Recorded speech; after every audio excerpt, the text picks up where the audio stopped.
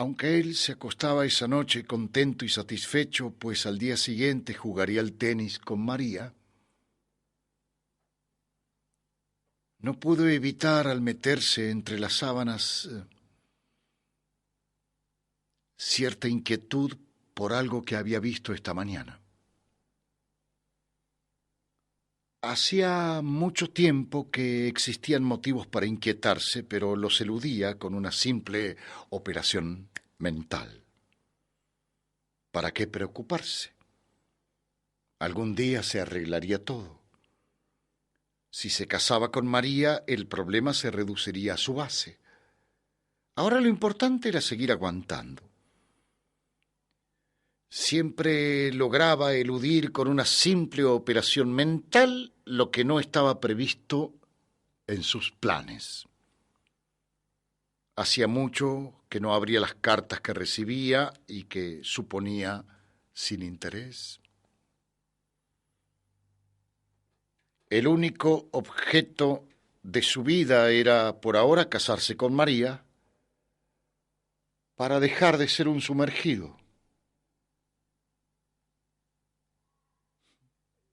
Sobre una mesa en desuso había una gran cantidad de cartas, las más con membretes de abogados. En los días tensos se limitaba a cubrirlas con un mantel para no verlas. Con esa operación borraba otros puntos acuciantes de su vida. Siempre pensó que su vida se desarrollaba en ciclos ascendentes,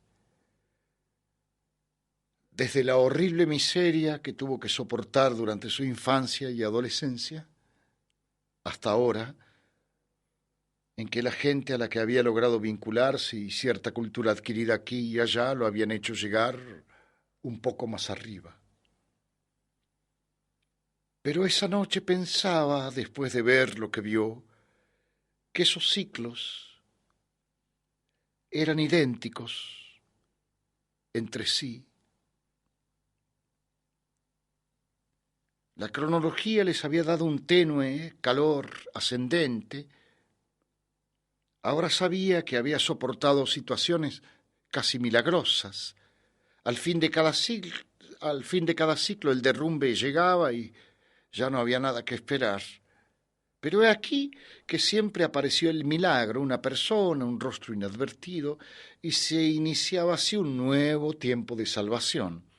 De esta manera habían pasado por sus retinas muchos seres que él hubiera olvidado para siempre si ellos no se hubieran prestado a ese juego. Pero el más triste de todos, que ya no era ningún ciclo sino un comienzo irreductible, fue su larga permanencia en la casa de sus tíos, únicos parientes que tenía y que lo habían adoptado en su infancia. ¿Cómo logró evadirse de ese infierno? Le pareció un sueño. Había sido todo tan absurdo.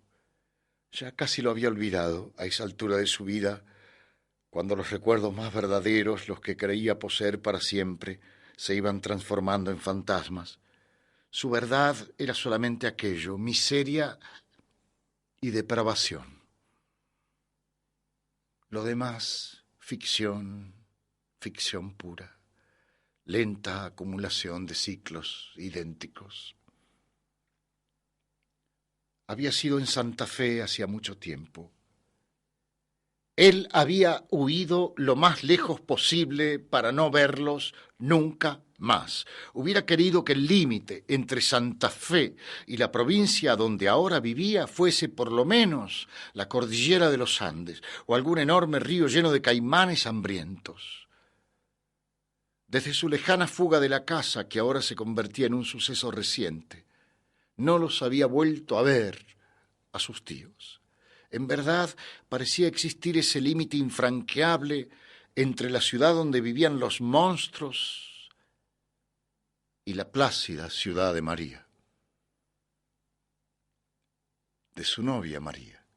Pero esa mañana, al bajar de un ómnibus, alcanzó a ver un rostro terrible para él. Era Pedro, uno de sus primos. Pedro era deforme y tenía una risa calculada. Imposible haberse equivocado. Era Pedro. ¿Qué haría aquí, en esta ciudad, ese maldito? ¿Lo habría visto? ¿Reconocido? ¿No lo habría seguido para averiguar dónde vivía y extorsionarlo? Aunque siempre había aplicado a sus parientes sus famosos recursos mentales para olvidarlos, no siempre con éxito, ahora, mientras se disponía a dormir, notó que le costaba apartar a Pedro de su mente. ¿A qué habría venido? Oh, quizás estuviese aquí toda su parentela. Eso sí que sería terrible. Todos, porque no tardarían en buscarlo, en ubicarlo, en violar su vida, en recordarle que él también era uno como ellos, o que, por lo menos, había sido uno como ellos, y sobre todo estaría su tío, esa entidad implacable que él había temido siempre. No olvidaba que su tío solía tener siempre razón, solo porque era su tío o porque, aunque no tuviera méritos para hacerlo, era importante y porque su desorden, o mejor, su esquizofrenia, era en aquella casa un orden absoluto al que había que respetar. Mientras trataba no ya de dormir, sino de olvidarse de Pedro, le pareció que quizás otra vez lo había visto fugazmente. Quizá, pensó, lo había olvidado en el acto, gracias a su capacidad para evitar la realidad intolerable. Quizás hacía mucho tiempo que sus parientes vivían en la ciudad y lo andaban buscando para atormentarlo. Ahora se acordaba de todo, de los escándalos que había en la casa, del mal nombre que tenían, de las tribulaciones de la policía para hacer valer ante ellos el código de faltas. Él mismo no había podido evitar muchas veces el contagio, el fuego del infierno, y había producido por sí mismo esos hechos absurdos ante los cuales el comisario, un hombre que podía recordar por sus largos bigotes, reía solapadamente. O quizá no hubo jamás tal contagio, porque él fue siempre igual que ellos,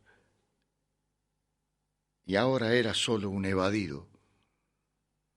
¿De qué le valía entonces haber huido y ordenado su vida para sí cuando los otros existían?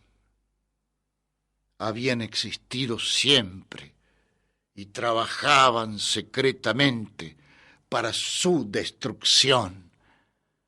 Si se enteraban dónde estaba, sin duda lo buscarían y entonces ya no le darían paz. Los conocía bien. Sobre eso no cabía dudas. Ya casi dormido pensó que vivía en una ficción, que había cambiado el traje, pero era un condenado y que como estaba solo apenas lo advertía. Era un condenado. Todos los ciclos de su vida, ilusoriamente ascendentes, se parecían a la base, a ese primer día que no podría olvidar jamás. En realidad, había vivido siempre con ellos, pese a la fuga y a los ciclos. Todo estaba en su mismo punto y jamás podría dejar de ser lo que fue.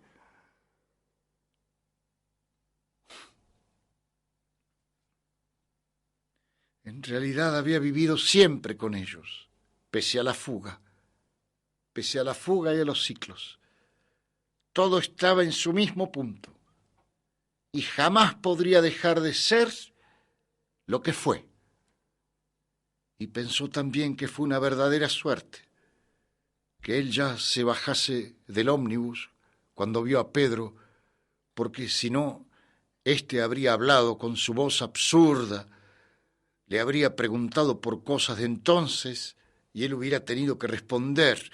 Pedro lo habría oído hablar y sin duda se habría burlado de él, de su refinamiento, de su nueva manera de pronunciar las eses en la ciudad y sobre todo habría usado a cada instante la terrible admonición: ¿te acordás? ¿Te acordás? ¿Te acordás? ¿Te acordás? ¿Te acordás? ¿Te acordás? ¿Te acordás? ¿Te acordás? ¿Te acordás? ¿Te acordás?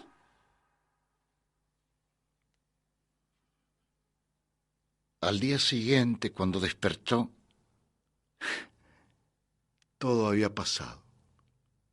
Viste que a la noche uno exagera. Exagera los fantasmas, exagera las sombras. Solo tuvo que tomar el mantel y cubrir las cartas que yacían polvorientas sobre la mesa. A las 10 debía encontrarse con María. La cancha tenía un tejido demasiado bajo, de modo que la pelota salía fuera en lapsos más o menos frecuentes y él tenía que ir a buscar la pelota. La cancha de tenis, la pelota de tenis. Jugaba tenis, era otro. Cada vez que lo hacía advertía que estaba pensando en Pedro. Durante los 20 o 30 pasos que daba, la imagen de Pedro trataba de inclinarse sobre él, especialmente cuando se agachaba para alzar la pelota.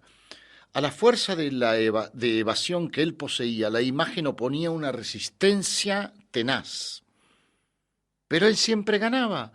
Recogía la pelota y volvía a ver a María, volvía al juego y se sentía otra vez libre, como si acabara de evadirse nuevamente de la casa de sus parientes, como si acabara de evadirse nuevamente de su pasado.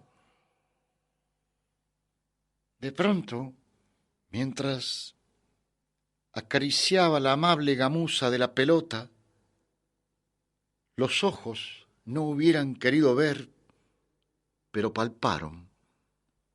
El rabillo del ojo empezó a gritarle por dentro, a obligarle a girar la cabeza y mirar hacia la calle, pero miraba la pelota, rápidamente disparada por la raqueta que iba más rápido que la imagen que trataba de filtrar el ojo.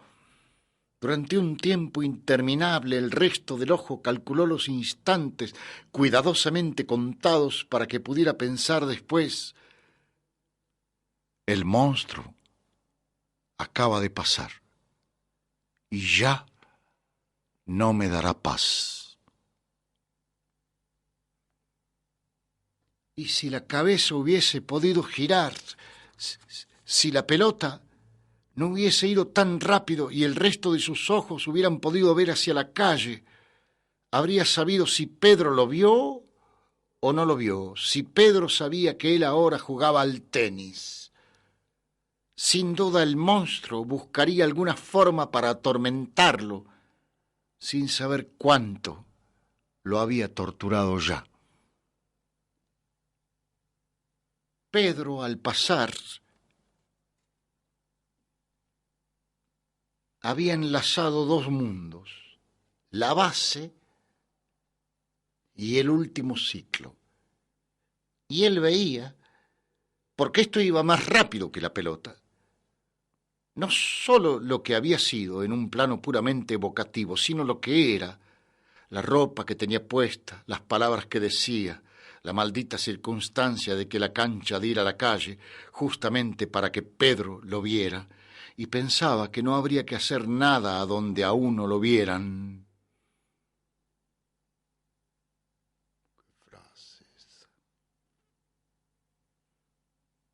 Todo debería realizarse entre cuatro paredes o en un desierto. Se le ocurrió que miles de rostros conocidos lo observaban para censurarlo. Miró ahora sin temor hacia la calle y la calle estaba vacía y llena de luz. En eso María, su novia, ¿no?, la tenista, dio ¡tuc!,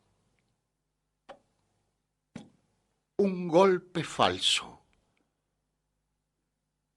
y la pelota fue a dar lejos a una casa del otro extremo de la calle. Él empezó a buscar a alguien para que fuese por ella, pero María, sonriendo alegremente, le gritó: vaya usted, vaya usted. Salió, pues, obligado a contrariarse, dobló en la esquina y...